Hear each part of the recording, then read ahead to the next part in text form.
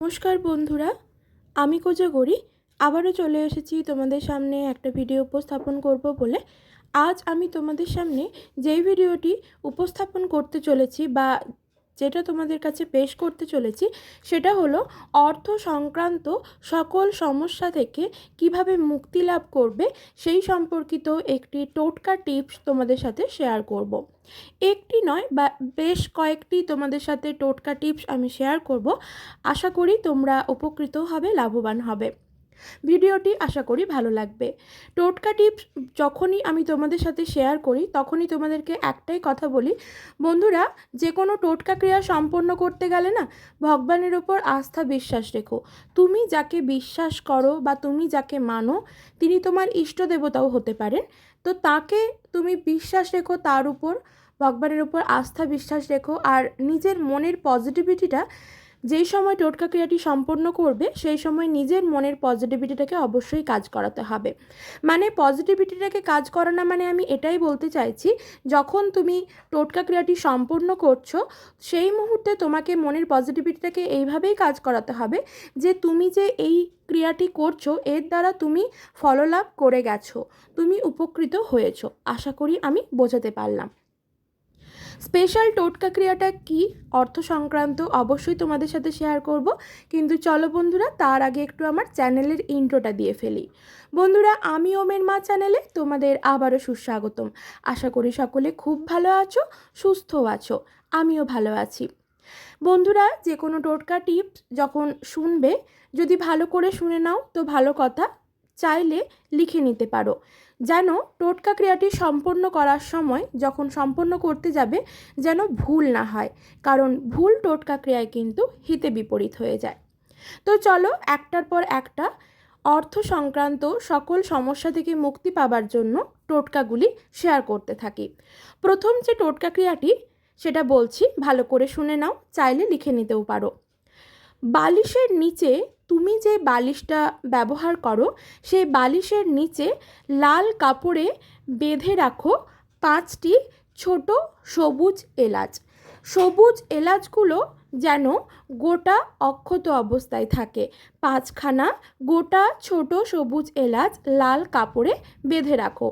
পরপর 41 দিন কিন্তু সেই বালিশের তলায় সেই জিনিসটাকে রাখতে হবে। চাইলে বালিশের ভেতর দিকেও রেখে দিতে পারো, তবে দেখবে তোমার ওই ব্যবহৃত বালিশটি যেন অন্য কেউ টেনে না নিয়ে নেয়। পরপর 41 দিন রাখতে হবে। অর্থ সংক্রান্ত নানান সমস্যা থেকে মুক্তি লাভ করবে। 41 দিন পর সেই এলাচগুলি যে কোনো গাছের গোড়াতে গিয়ে ফেলে দাও, দেখবে ফললাভ করছো, উপকৃতও হচ্ছ। 41 দিন আগেই তুমি কিন্তু ফললাভ করবে বন্ধুরা। তবে যেহেতু এটা একটা টার্ম তাই তোমাকে কন্টিনিউ 41 দিনই এই ক্রিয়াটি করতে হবে। 42 দিনের দিন থেকে তুমি দেখবে মিরাকেল ঘটছে তোমার জীবনে। মানি ম্যাগনেট তৈরি করে ফেলেছো নিজেকে, মা লক্ষ্মীর কৃপা লাভ করছো। 2 নম্বর টোটকা ক্রিয়াটি হলো তোমারই বালিশের নিচে টানা 2 সপ্তাহ 3টি গোটা অক্ষত সবুজ এলাচ লাল কাপড়ে মুড়ে রাখতে হবে, বা যদি লাল কাপড় না নাও সেক্ষেত্রে সাদা কাগজ হলেও চলবে, সাদা কাগজে মুড়ে রেখে দাও। এতে কিন্তু তোমার গ্রহচক্রে যে বুধ গ্রহ থাকে যার দ্বারা আমরা অর্থ লাভ করতে পারি সেই বুধ গ্রহ কিন্তু অ্যাক্টিভ হবে। হ্যাঁ বন্ধুরা, এটাই দৃঢ় সত্য কথা। তবে ওই যে বললাম, যার অর্থ সংক্রান্ত সমস্যা আছে জীবনে তার বালিশের তলাতেই কিন্তু রাখতে হবে টানা 2 সপ্তাহ, হয় লাল কাপড় নয়তোবা সাদা কাগজ। তবে এলাচগুলো যে রাখবে 3টে গোটা অক্ষত সবুজ এলাচ, সেগুলো যেন অক্ষত অবস্থায় থাকে, ফাটা অবস্থায় যেন না থাকে।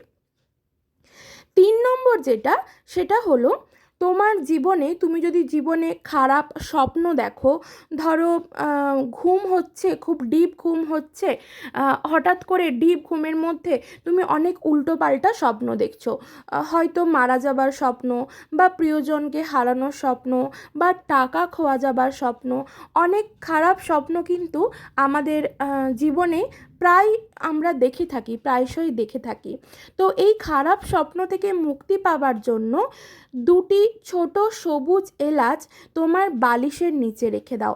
অর্থাৎ যে দেখছে খারাপ স্বপ্নটা, সেই 2টো সবুজ ছোট এলাচ বালিশের নিচে রেখে দাও। তারপর তা টানা 1 সপ্তাহ কিন্তু তোমাকে এটা করতে হবে।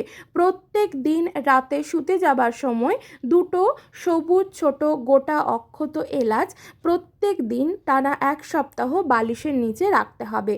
যে খারাপ স্বপ্নটা দেখছে, এটা কিন্তু একটা বাচ্চার জন্য প্রযোজ্য। ধরো অনেক বাচ্চারা ঘুমোতে যাওয়ার সময় ভূতের ভয় পায়, ঘুমোতে পারে না, বা ঘুমানোর সময় স্বপ্ন দেখে, বেশিরভাগ সময় ভূতের স্বপ্ন দেখে, সাপের স্বপ্ন দেখে, বা খারাপ কোনো স্বপ্ন দেখে। অনেক বাচ্চারা দেখে, যেমন আমার সন্তানের সাথেই অনেকবার হয়েছে। অনেকবারই বলেছে ভূতের স্বপ্ন, ভয় পেয়ে যাচ্ছে, ঘুম থেকে তোড়কে উঠে পড়ছে, ঘুম ভেঙে যাচ্ছে। তো তুমি এটা কিন্তু তার সাথেও করতে পারো। তার বালিশের তলায় টানা 1 সপ্তাহ এই ক্রিয়াটি করতে হবে। তবে সেই বালিশটি যার জন্য করছো, সেই বালিশটি যেন সেই ইউজ করে টানা 1 সপ্তাহ, এটা কিন্তু লক্ষ্য রাখবে। টানা 1 সপ্তাহ করার সময় কিন্তু সেই বালিশের কভারটা খুলে কিন্তু কেচে দিও না। টানা 1 সপ্তাহই কিন্তু ক্রিয়াটি করতে হবে। এটা আমি করে দেখেছি, আমি উপকৃত হয়েছি, তাই তোমাদের সাথে শেয়ার করলাম। আশা করি আমি যখন উপকৃত হয়েছি তোমরাও হবে। এরপর তোমাদের লক্ষ্মী লাভ হবে, অর্থাৎ অর্থ লাভ করতে পারবে। সেই জন্য কি করতে হবে, যেটা 4 নম্বর টোটকা ক্রিয়া শেয়ার করছি।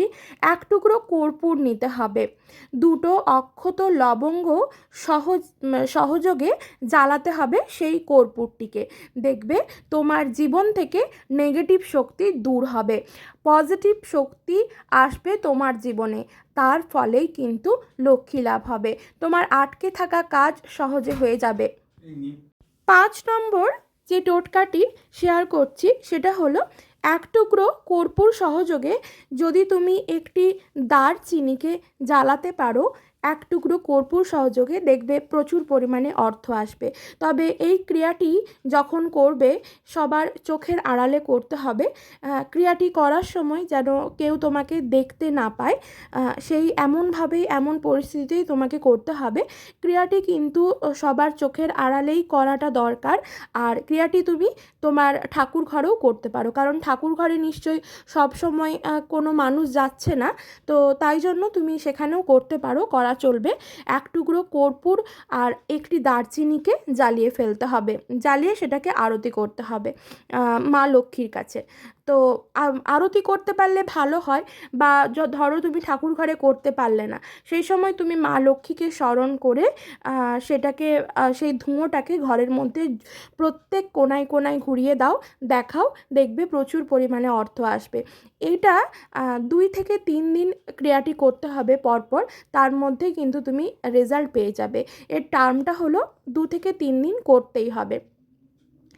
এরপর যে গোমতী চক্র হয়, সেই গোমতী চক্রকে যে কোনো বৃহস্পতিবার মা লক্ষ্মীর চরণে, তোমার বাড়িতে যদি মা লক্ষ্মীর চিত্রপট থাকে বা মূর্তি থাকে বা বিগ্রহ থাকে, তো মা লক্ষ্মীর চরণের কাছে গোমতী চক্র 5খানা, হয় 3টে অথবা 5টা অথবা 7টা গোমতী চক্র, অর্থাৎ যেটা আমরা নাভি শঙ্খ বলি, যে কোনো বড় দশকর্মার দোকানে এটা পাওয়া যায়।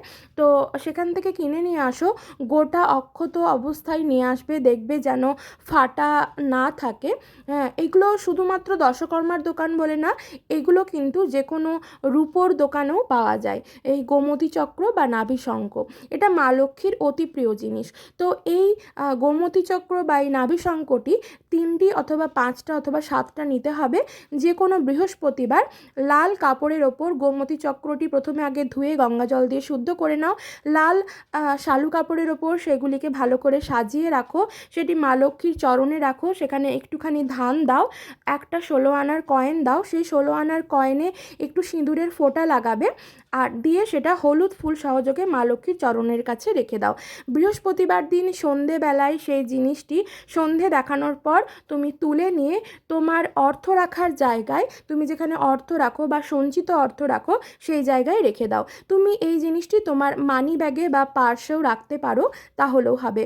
বন্ধুরা, অর্থ সংক্রান্ত নানান টোটকা টিপসের সাথে আমি তোমাদেরকে খারাপ স্বপ্ন থেকে মুক্তি পাওয়ারও একটি টোটকা দেখালাম। তো সবাই ভালো থেকো, সুস্থ থেকো, সাবধানে।